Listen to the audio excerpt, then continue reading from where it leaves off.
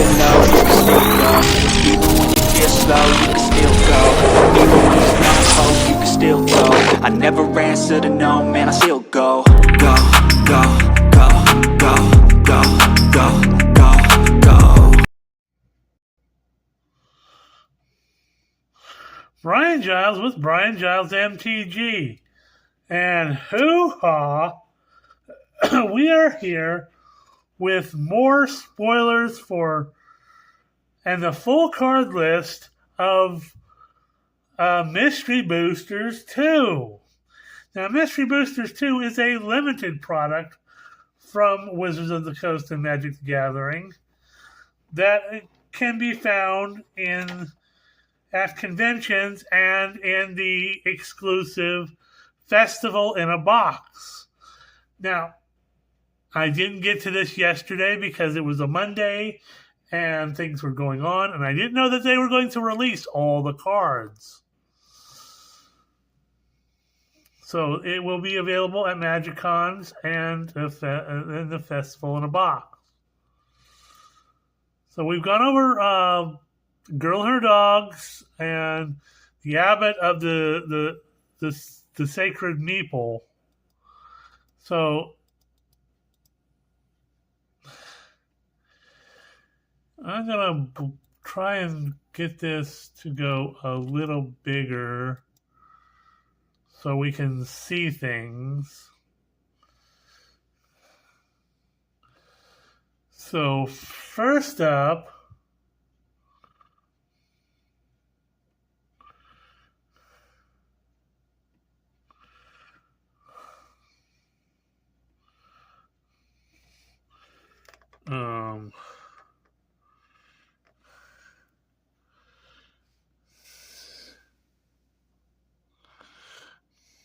we're going to have to go down just a tiny bit.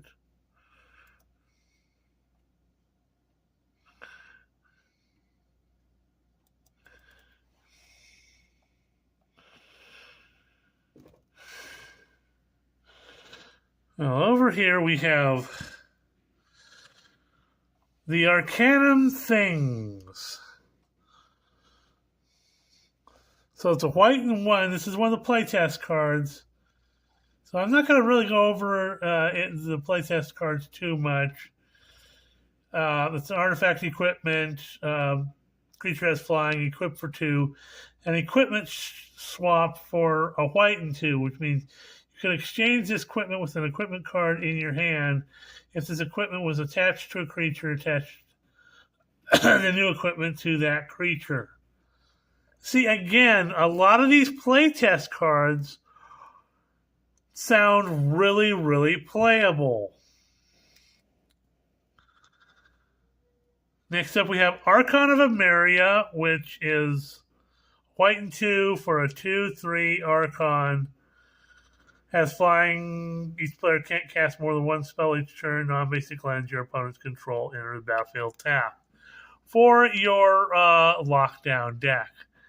Now we see Avacyn's Collar and Brigand, who've seen some stuff.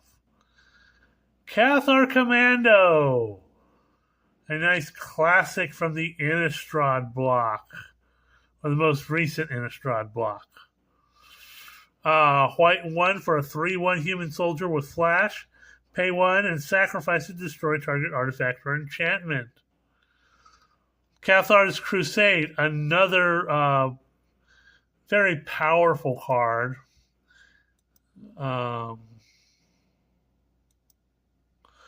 to get this.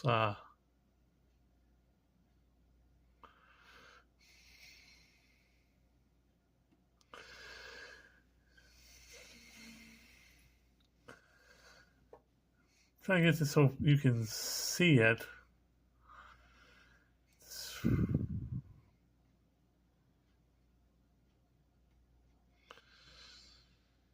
So it's 2 white and 3 for an enchantment that reads, whenever a creature enters a battlefield under your control, put a +1/+1 on counter on each creature you control.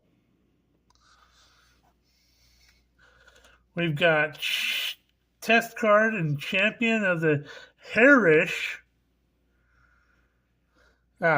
Again, a bunny take on Champion of the Parish. But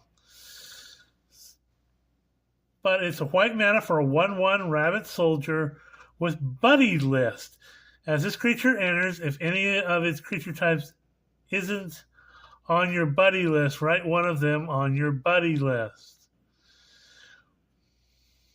Whenever another creature enters the battlefield under your control, put a +1/+1 counter on Champion of the Parish if one of those creature types is on your buddy list. Otherwise, write this creature types on your buddy list.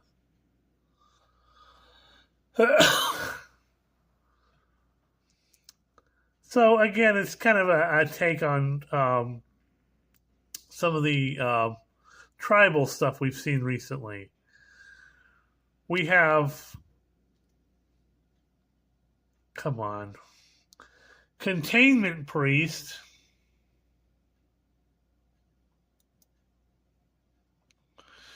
Oh, sorry about that. White and 1 for a 2/2 human cleric with flash.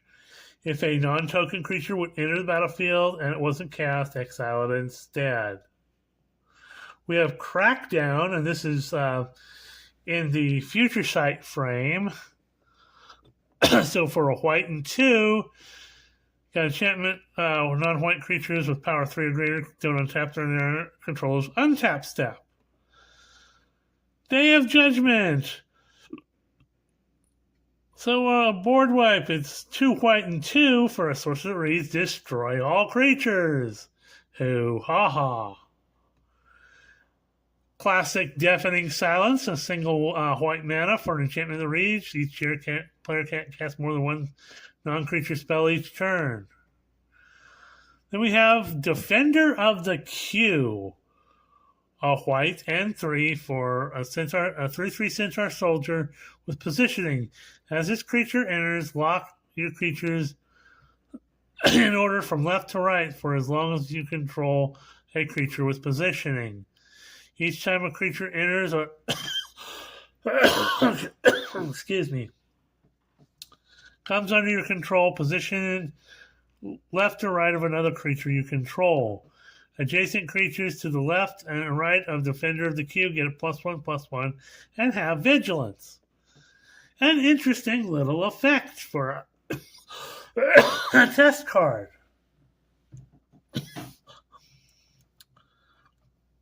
Next up, we have Essence of Ajani, a white and 2 for an emblem that reads, as the spell resolves, put it on into the command zone.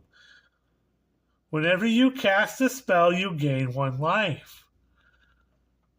See, that's interesting. This is the first time we've had a printed emblem that is not, that you can cast, that doesn't come from some sort of planeswalker ability. Interesting. And again, a lot of these cards seem like they are actual real test cards instead of like the funny cutesy ones that we saw in the original Mystery Boosters. We have either Sworn Canonist, a white one for a 2/2 artifact creature human cleric. Each player who has cast a non-artifact spell this turn can't cast additional non-artifact spells. We have Flickering Ward, white mana for Enchantment Aura. As Flickering Ward enters the battlefield, choose a color. Enchanted creature has protection from the chosen color. This effect won't remove Flickering Ward. And you can pay a white mana to return Flickering Ward to its owner's hand. This is a fun enchantment. It gives protection, and you can bounce it back so you can protect maybe a different creature. Next up, we have Fireball. White and 3 for Sorcerer that reads, create a 2/2 white monk creature token. It has Cost Storm. When you cast this spell, copy it for each different mana value among other spells and lands you've played this turn. That sounds very interesting. That would be something that I might want to see in a future set. Something along that lines. Next up, we have Giver of Runes in a future sight frame. So 1/2 cleric for a single white mana. 1/2 core cleric. Tap it. Another target creature you control gains protection from colorless or from the color of your choice till end of turn.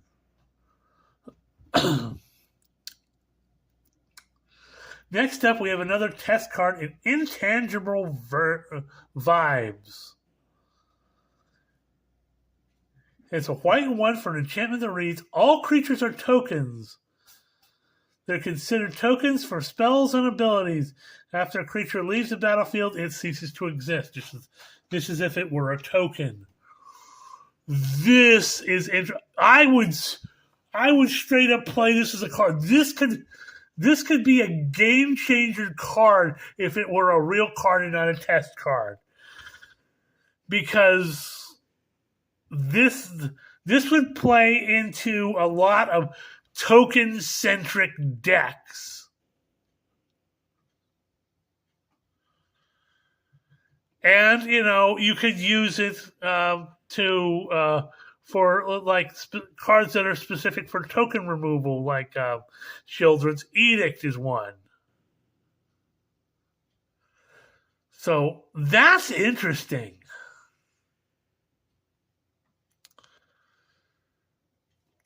So I'm going to sit here and move this over just a tiny bit. Tap, tap. That works. We have Iona Shield of Emeria, which is a beefy 3 white and 6 for a 7/7 legendary angel. They have flying. When you enter this battlefield, choose a color. Your opponents can't cast spells of the chosen color. Again, big creature, lockdown style. Now, we've gone over Jeskai Baller already. Next up, we have Karaki War's Wage. I believe this is from the original Kamigawa block. It's a white and 1 for a 2/1 legendary spirit. All artifacts have, at the beginning of your upkeep, sacrifice this artifact unless you pay 1. So, real artifact hate card. Then we have Kenrith the Return King, white and 4 for a 5/5 legendary human noble. Pay a red, all creatures gain trample and haste till end of turn. Pay a green and 1, put a +1/+1 counter on target creature. Pay a green and 2, target player gains 5 life. Pay not a green and 2, but a white and 2, target player gets 5 life. Pay a blue and 3, target player draws a card.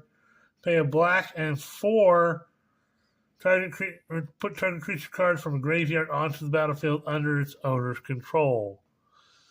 Kenrith is good in multicolored decks. Definitely a creature you want in your Joda deck. Is very versatile and does stuff. Next up, we have Knight of Lost Causes. 2 white mana for a 2/2 human knight with vigilance. As long as you're way behind, Knight of Lost Causes gets +3/+3 and has indestructible. You're way behind if at any point during this turn an opponent had 10 more life than you, controlled at least 3 more creatures than you, or had at least 3 more cards in hand than you.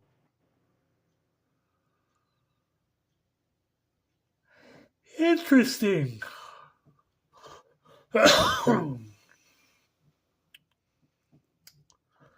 Leyline of Sanctity.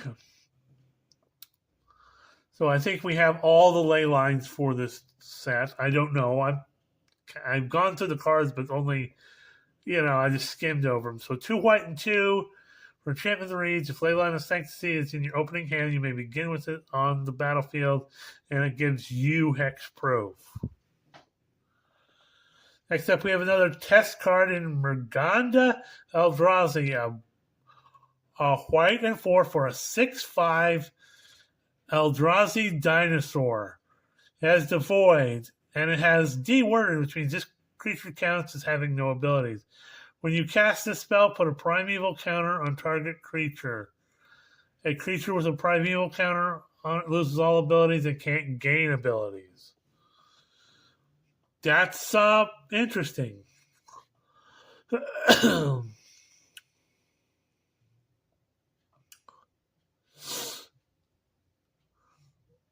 We have new Master of Arms, a white and 2 for a 2/2 human soldier with first strike. Prevent all combat damage to be dealt by blocking creatures that are tapped. And pay a white 1 to tap target creature blocking new Master of Arms.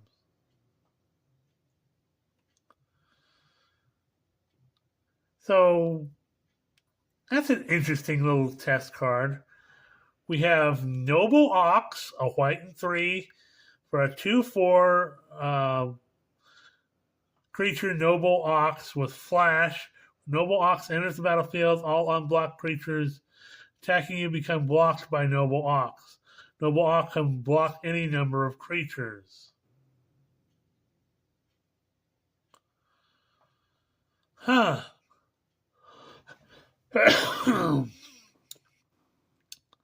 we have Nomads in Core.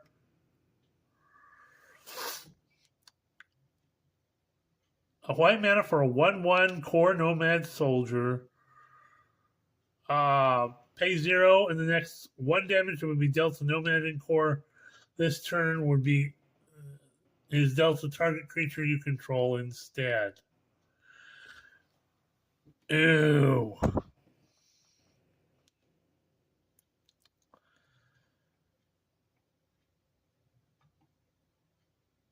And you can do it repeatedly because it's a 0 casting cost.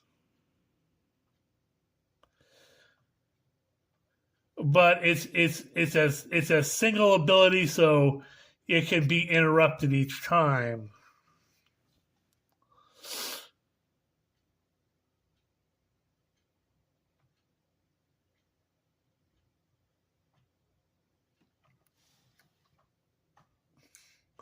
But if you transfer it to something like a Phyrexian Obliterator, yeah, it can be bad.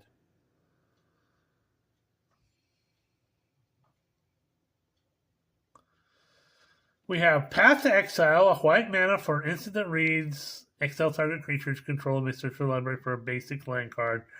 Put it onto the battlefield tapped, then shuffle. Another test card in Planewalker for a white and 2, you get a 2/3 Kiskin Rogue with Planeswalk.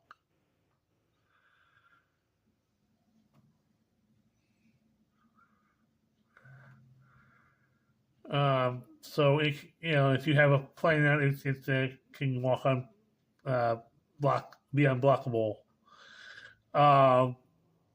Plains lands. Has Planeswalker Walk. So this creature can't be blocked as long as defending player controls a Planeswalker. Whenever Planewalker deals combat damage to a player or Planeswalker, Planeswalk, which means if you're playing Plane Chase, proceed to the next plane. Again, like I say, another interesting card that could be playable.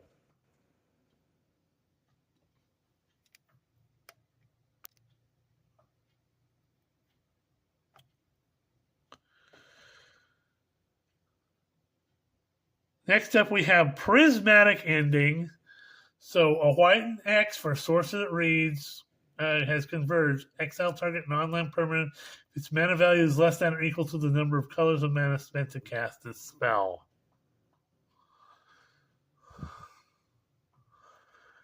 We have Rest in Peace. A white one for an enchantment that reads: enters battlefield, exile all graveyards.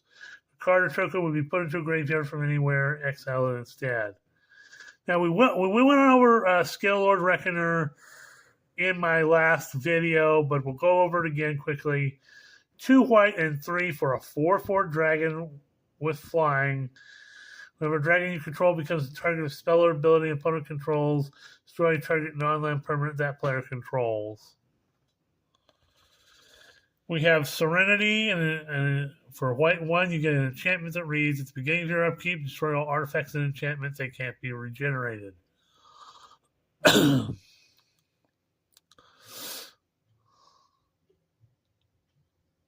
this is an enchantment, and it comes back around to you.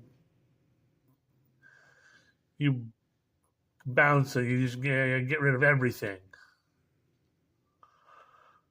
So, Sarah Benevolent.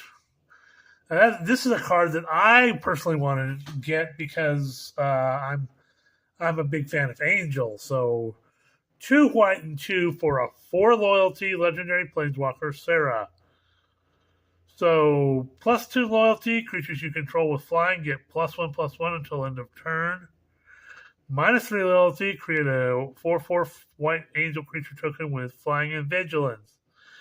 -6 loyalty, you get an emblem if you control a creature damage that would be reduce your life total to less than 1, reduces it to 1 instead.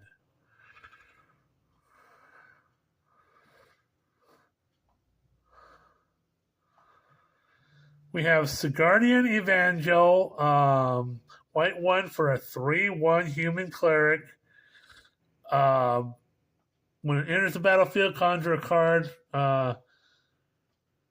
Okay, this is one of the see, it's got the acorn on. It's one of the cards from Arena, the alchemy cards, which I am not happy with. You conjure a card named Sigardian Evangel to your hand, discard that card at the beginning of the next end step. Sigardian Evangel enters the battlefield, tap target permanent you don't control. Good old Skyclave Apparition from the Zendikar Rising set. 2 white and 2 for a 2/2 core spirit. Enters the battlefield, exile 1 non-land permanent. 1 non-land, non-token permanent you don't control with mana value 4 or less. When it leaves the battlefield, the exiled owner creates a XX blue or losing creature token where X is the mana value of the exile card. Then we have Sliver of Hope, which is a white and 3 for a 3/3 sliver. Slivers you control have hope. Prevent all damage that would be dealt to attacking creatures with hope.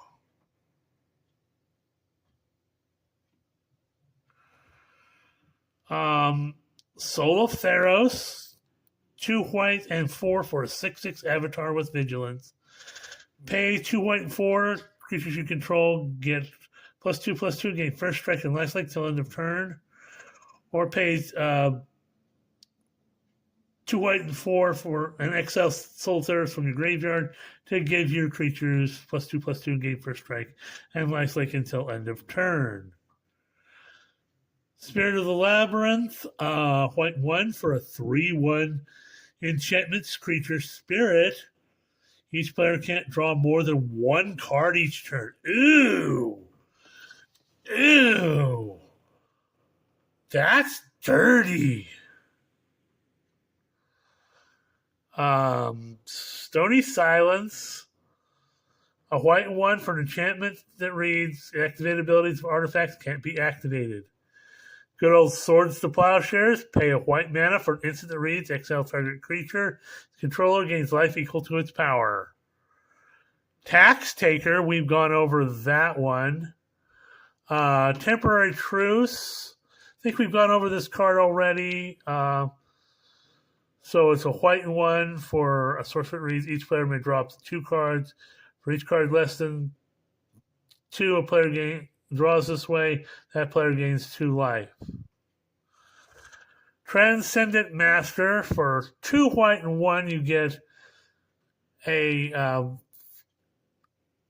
creature human cleric avatar. It has level up, so you put a level. You pay level up for a single generic mana, and you pay the if you pay the generic mana, you put a level counter on this. So it starts off as a 3/3, and if you pump 6 to 11 in it, it becomes a 6/6 with lifelink. And if you pump 12 into it, it has both lifelink and indestructible and is a 9/9. Well, that's all that I have for right now. We're at 25 minutes. We will see you on the next video.